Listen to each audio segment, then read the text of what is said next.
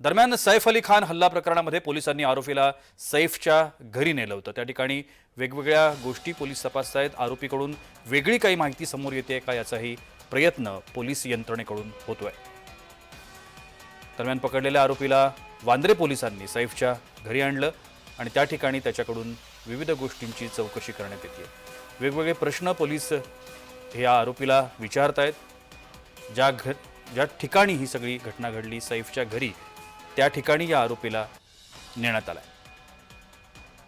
आपण या सगळ्या संदर्भात अधिक माहिती घेण्याचा प्रयत्न करूया। माझे प्रतिनिधी अनिल सावरे आता माझ्यासोबत आहेत। अनिल, आरोपीला सैफच्या घरी आणण्यात आलाय, त्या ठिकाणी वेगवेगळ्या प्रश्नांची सरबत्ती अर्थातच त्याच्यावरती होणार आहे। घटनास्थळावरून वेगवेगळी माहिती काढण्याचा पोलीस प्रयत्न करतील। आपल्यापर्यंत आलेली माहिती काय?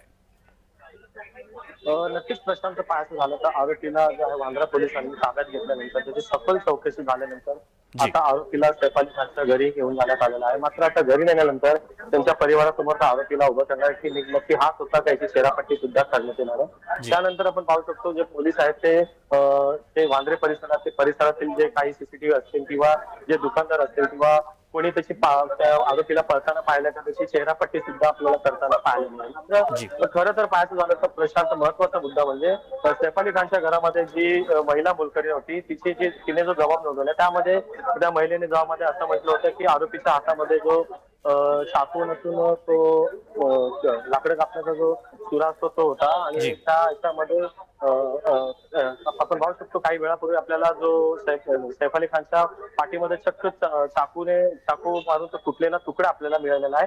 तर त्या आपण वांद्रे पोलीस या ठिकाणी याच पोलीस स्टेशन मध्ये ज्या आरोपीच्या सखोल चौकशी झाल्यानंतर आता आरोपीला सैफ अली खानच्या घरी घेऊन गेलेला आहे। मात्र आता ह्या आरोपीच्या कोणासोबत लागेबांधे आहे किंवा जे घरामधील मुली असतील किंवा नौकर असतील त्यांनी मी नक्की अनिल मी त्याच खरं तर प्रश्नाकडे येणार होतो। आपण कालपासून या सगळ्या गोष्टींवरती चर्चा करतोय।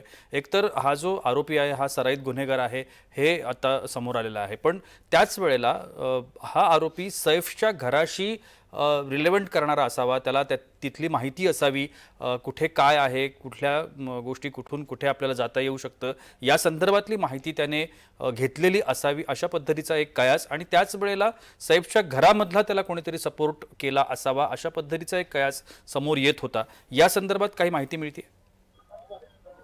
खरं तर प्रश्न आपण पाहायचं झालं तर त्याच अनुषंगाने पोलीस हा सखोल तपास करतात। खरं तर हा जो आरोपी आहे चक्क कोणत्याही सीसीटीव्ही फुटेज मध्ये न दिसता चक्क 12व्या मजल्यावर पोहोचला कसा आणि महत्वाचं म्हणजे ज्या प्रायव्हेट लिफ्टला आपण पाहू शकतो जो ऍक्सेस कार्ड आहे त्याशिवाय ती लिफ्ट खुलत नाही, तो घरामध्ये प्रवेश होत नाही। त्याच ह्याच्याने जो आरोपी आहे चक्क घरामध्ये गेला आणि कसा गेला हे कोणाला दिसलं नाहीये हेच पाहणं आता महत्वाचं ठरणार। एकंदरीत याच अनुषंगाने पोलीस आता पुढील तपास करतात। तो म्हणजे की जो आरोपी आहे त्याच्यासोबत त्याचे नौकरांची कोणी लागोबांधे आहे की कोणाचे कॉल डिटेल्स मिळतात का आता सखोल तपास करताना पाहायला मिळतं। मात्र पाहायचं झालं तर हा जो आरोपी आहे पाहू शकतो जो शाहरुख खानचा बन्नत बंगला आहे त्या बन्नत बंगल्याची सुद्धा यांनी रेकी केलेली आपल्याला पाहायला मिळतं। खरं तर हा आरोपी असं बोललं जातं की हे कटकारस्थान करण्यासाठी याने जिथे पाळत ठेवलेली असावी सर्व पाहणी करून याने आतमध्ये जाण्याचा मनावर असला असावा असं सुद्धा बोललं जातं। प्रशांत आणि या सगळ्या संदर्भात जसं आता आपण उल्लेख केला की अभिनेता शाहरुख खान याच्याही घराची रेकी करण्यात आली होती, अशाच पद्धतीचा हल्ला शाहरुखवर करण्याचा देखील प्रयत्न होणार होता, अशा पद्धतीच्या देखील चर्चा आता प्रसारमाध्यमांमध्ये रंगतायत। या सगळ्या संदर्भात आपल्याला तिथून आपण घटनास्थळावरती आहात, तिथून काय माहिती मिळू शकली? खरं तर आपण पाहू शकतो हा जो आरोपी आहे चक्क शाहरुखचा जो बन्नत बंगला आहे त्या बंगल्याच्या ठिकाणी गेला होता। त्याचं कारण म्हणजे की हा जो हल्ला तो शाहरुख खानवर सुद्धा करण्याच्या तयारीत असावा, मात्र तो हल्ला न करण्याचं कारण म्हणजे शाहरुख खानचा जी बन्नत बंगला आहे त्याच्या ज्या संरक्षण भिंती आहेत त्या अतिशय उंच असल्यामुळे त्याला त्या परिसरामध्ये प्रवेश करता आला नाही। मात्र मग तोच त्याने कट कारस्थान करत हा जो आहे हा जो आपण पाहू शकता असतील सुद्धा आरोपी आपल्या मागे आरोपी घेऊन चाललेला आहे आपल्याला घेऊन जाताना दिसतात।